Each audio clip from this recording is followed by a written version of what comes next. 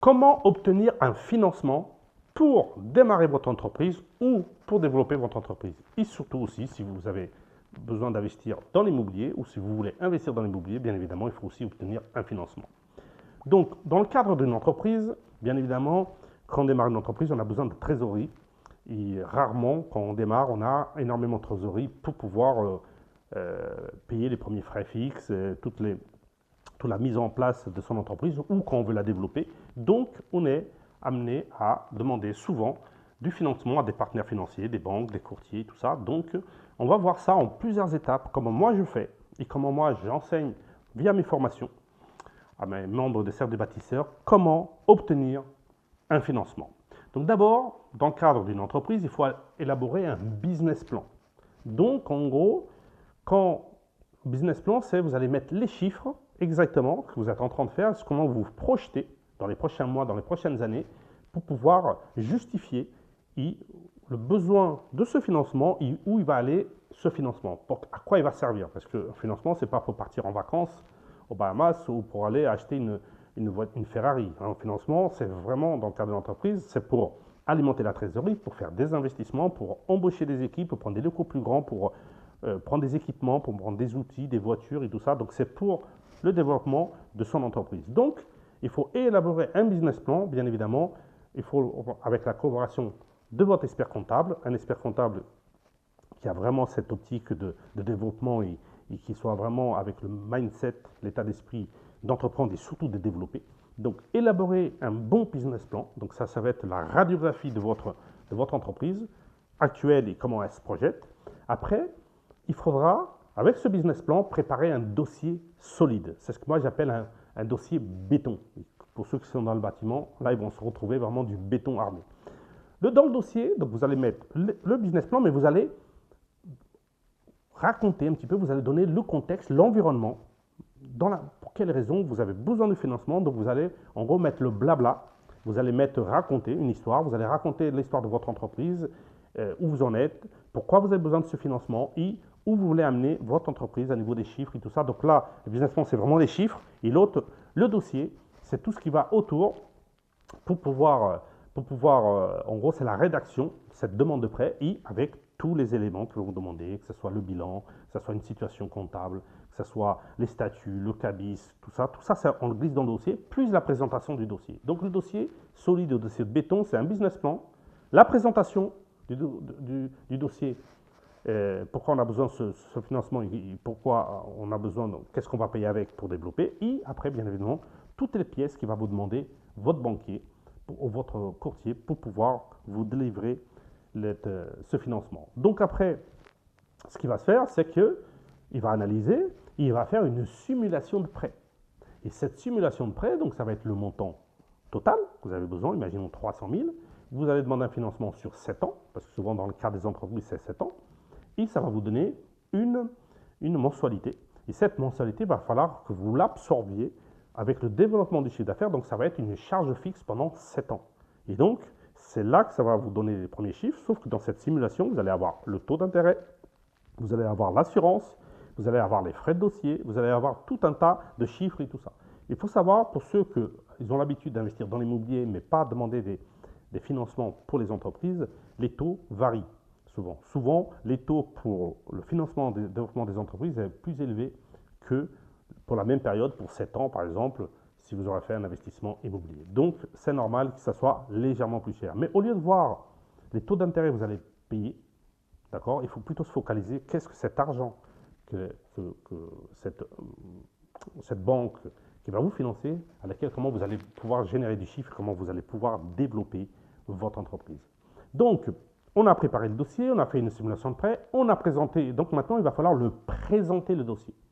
Une chose que je vous conseille, que je pratique chaque fois, c'est souvent, le banquier me dit, envoyez-moi votre dossier par mail. Ouais, je peux l'envoyer, mais d'abord, je vais sur place, comme ça, je vais présenter mon dossier, je vais le argumenter à niveau oral. Il faut connaître vos dossiers par cœur et les chiffres par cœur. Parce que si vous êtes là et que le banquier vous pose des questions, et que là, il me dit, ah, je ne sais pas, il faut que j'aille voir, donc c'est-à-dire que vous ne connaissez pas votre dossier par cœur. Et ça, c'est très, très important de connaître vos dossiers par cœur et surtout les chiffres clés. Quel chiffre d'affaires vous faites actuellement? Quel chiffre d'affaires vous prévoyez faire avec votre business plan? C'est quoi la marge? C'est quoi le montant que vous avez besoin? C'est quelle durée? C'est quelle la mensualité?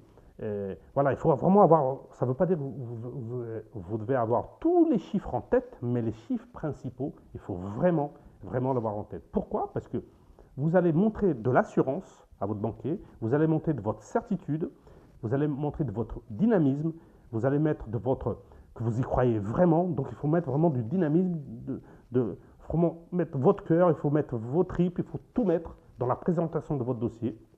Parce que là, il va voir vraiment, j'ai quelqu'un de motivé, de déterminé, qui veut vraiment, vraiment réussir. Donc, le banquier, il y a cette partie psychologique qui va dire, voilà, le business plan, je le sens, mais la personne, je la sens moins bien. Je la sens hésitante, je la sens que ce n'est pas clair. Bien évidemment, dans votre explication, soyez très clair. Donc moi, par exemple, maintenant, c'est un jeu d'enfant pour moi, présenter un dossier à une banque, que ce soit pour l'investissement immobilier ou pour aller chercher des financements pour développer une entreprise. Donc moi, au début, quand j'étais comme ça, je faisais un jeu de rôle, que ce soit avec ma femme, avec des amis, avec mon associé, tout ça. On faisait un jeu de rôle, il faisait lui le rôle, ou elle, le rôle du banquier, il me posait des questions, on avait noté des questions, et moi, voilà, je m'entraînais pour être de plus en plus à l'aise. Ça, c'est très, très important de se sentir à l'aise quand vous allez voir votre banquier ou un banquier que vous ne connaissez pas, pour bien, bien défendre votre... Mettez vraiment vos tripes, mettez toute votre énergie. Après, il va vous envoyer des offres de prêt, des contrats de prêt, et après, vous allez pouvoir les comparer. D'accord? Imaginez que vous allez voir 3 banques, et vous allez les comparer. Moi, je ne veux pas prendre forcément la moins chère, ou celle qui va me coûter, que le taux sera un peu moins cher, ou l'assurance, ou les frais de dossier. Moi, ce que je veux me focaliser, c'est surtout, déjà, c'est, certes, il veut me banquer, mais comment on se projette déjà dans l'avenir? Est-ce que c'est un banquier qui voudra me financer d'autres financements, que ce soit au niveau de l'investissement immobilier? Si, par exemple, je continue à développer, que j'ai besoin de nouveau de revenir le voir dans quelques années pour chercher encore d'autres financements, par exemple, pour financer de la trésorerie, peu importe et tout ça. Et donc, c'est plutôt... C'est pas sur, je ne vais pas analyser, je vais quand même regarder les chiffres qui me l'ont présenté, les offres de prêt, mais je veux dire comment je me projette sur 1 an, 3 ans, 5 ans avec ce banquier, est-ce qu'il a vraiment envie de me suivre? Et c'est là que je vais essayer de voir entre les 2-3 propositions, lequel est plus amené à me suivre, ou la politique de la banque qui est amenée à me suivre sur les prochaines années. Ça, c'est quelque chose de très, très important. Bien évidemment, après, donc, imaginons que vous hésitez entre deux propositions, ils montrent le même intérêt et tout ça.